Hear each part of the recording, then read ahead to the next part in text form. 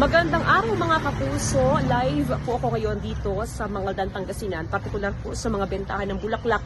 Dito ho yan sa hilera po ng Rizal Avenue dahil ilang araw po bago ang Valentine's Day ay patuloy po yung pagtaas sa presyo ng bulaklak, lalo na ho ng rosas. Ang rosas po sa ngayon ay nasa 90 pesos hanggang 100 pesos po ang kada stem.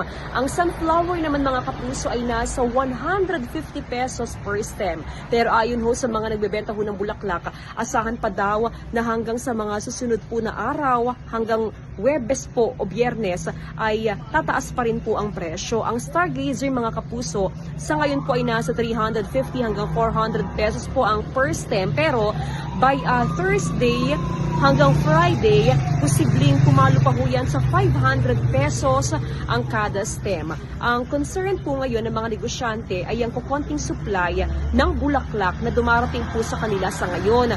Kukonti po kasi yung nanggagaling mula po sa probinsya ng Benguet.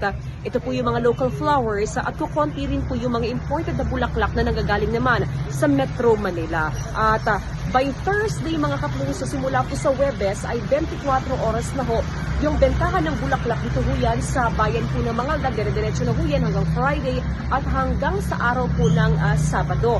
At syempre, yung presyo po ay talagang mag-a-adjust pa dahil na nga rin po sa kukonting supply ng bulaklak. Ako pa rin po si Jasmine Gabriel ng GMA Regional TV at GMA Integrated News.